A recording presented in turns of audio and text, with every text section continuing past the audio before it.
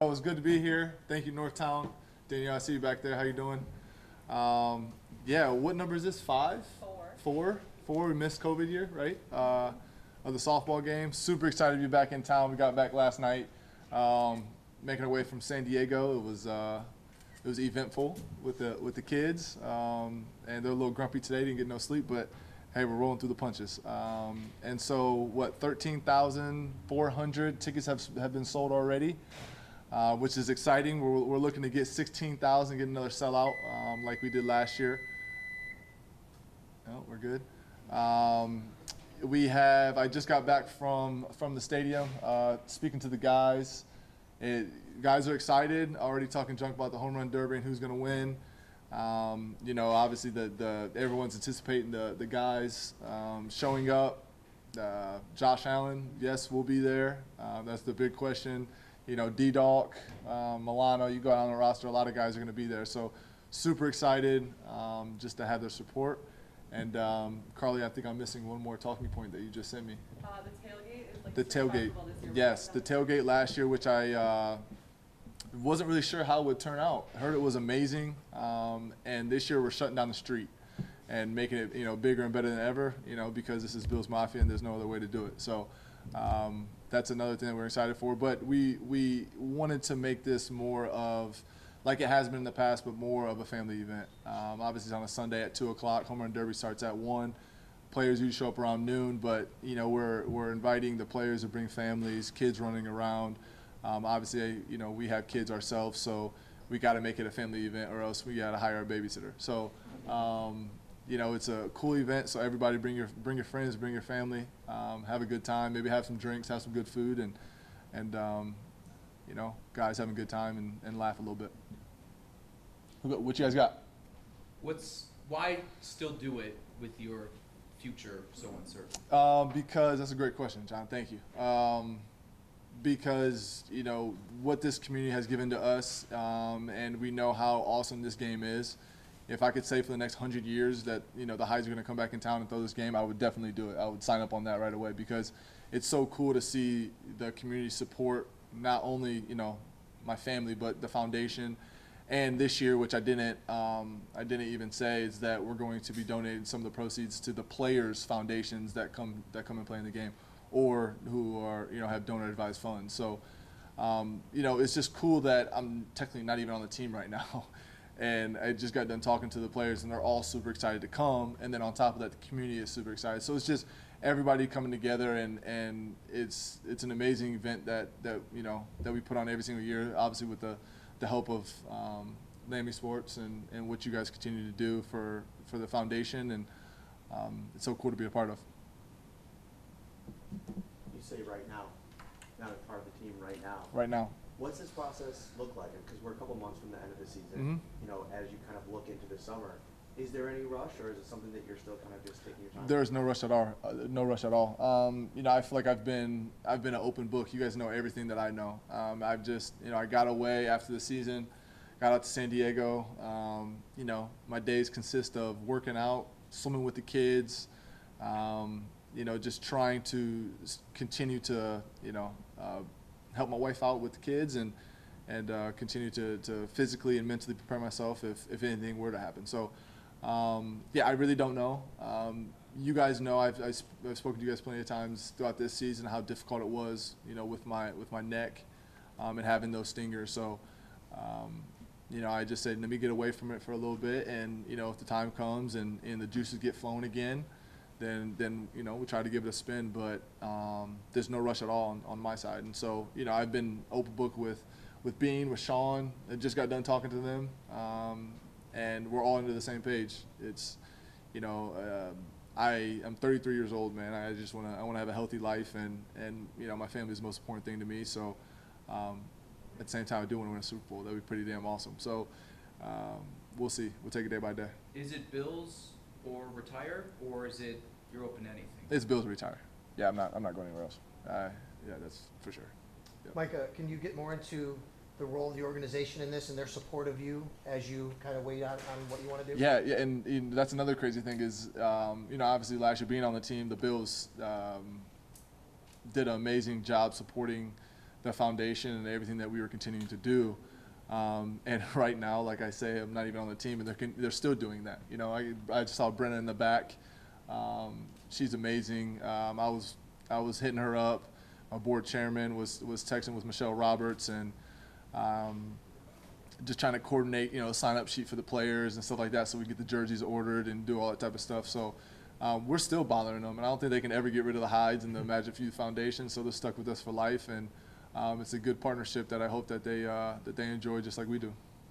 Can you tell us more about the foundation, like for people that don't know? Yeah, Magic for Youth. Yeah, we give back to the youth, whether if it's, you know, education or athletics, sports equipment. You know, we've done so many things throughout the year, just not in Buffalo, but Kicks for Kids events. I got a scholarship program in my hometown, my high school, that I'm continuing to work on, and is in year 2 of trying to give scholarship money to the kids that continue to play multiple sports and get good grades. Back to school drives, just a lot of things that we do just to try to help out the youth and give them, you know, whether if it's positive role models or financial struggles that they may have, we try to, you know, release the burden for that. Micah, you mentioned taking some time physically to just see how you felt. How Yeah. do you feel now, and do you feel like if you do get that itch that your neck would allow you to play if you wanted to? I feel great. Like 3 days ago, randomly just woke up. My wife's gonna laugh about this. I just randomly woke up and ran a 10K just to do it, just to see what my best time would be.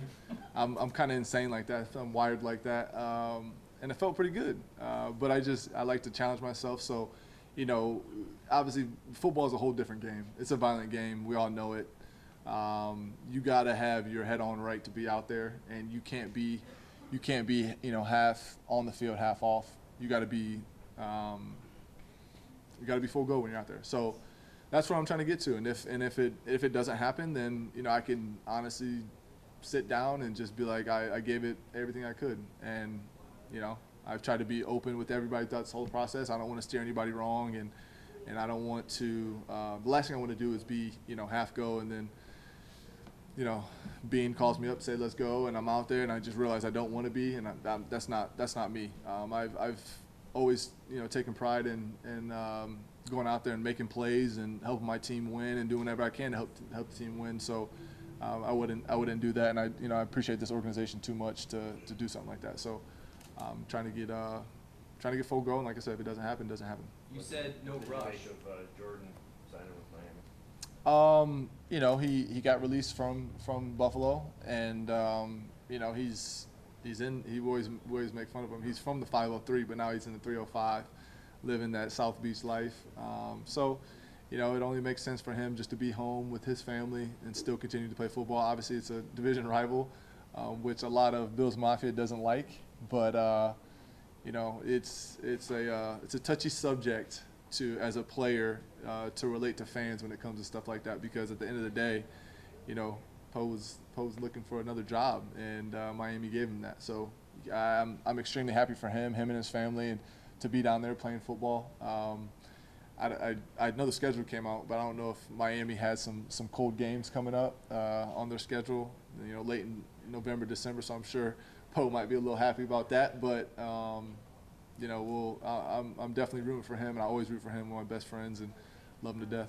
You said no rush, but is there realistically a time you have to make a decision, or could it even bleed into the season and say, hey? Yeah, I don't know. I don't even know how to answer that, John.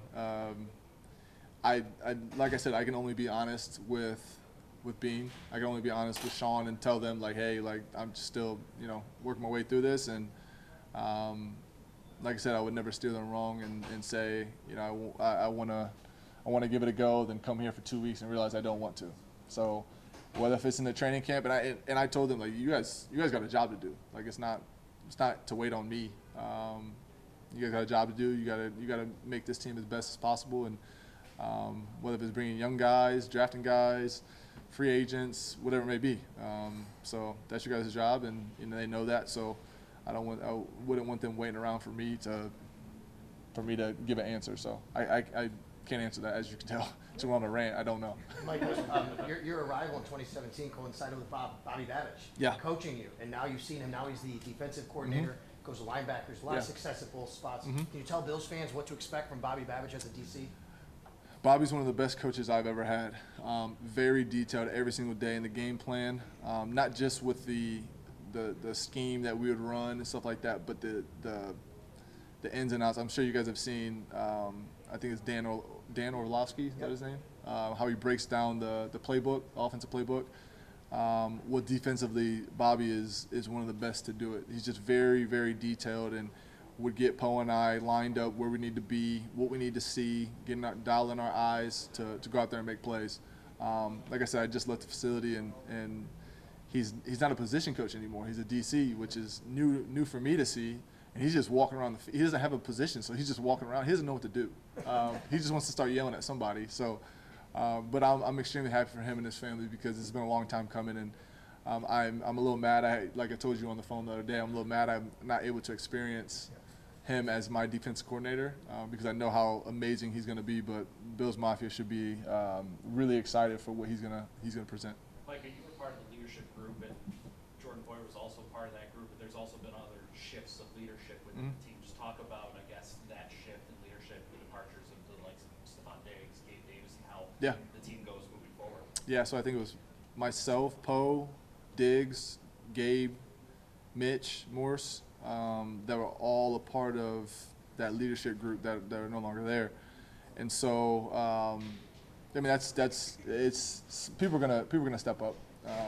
You know, I'm confident in that. There's a lot of leaders in that locker room, a lot of young guys that can really lead. And I think that in order to make it to the level of playing the NFL, you had to have been a leader in college or high school or little league, whatever. I mean, everyone has that leadership ability. It's about just bringing it out. So whether it's position coaches or even Sean, which in past years I give Sean credit because he's been able to really get guys out their shell.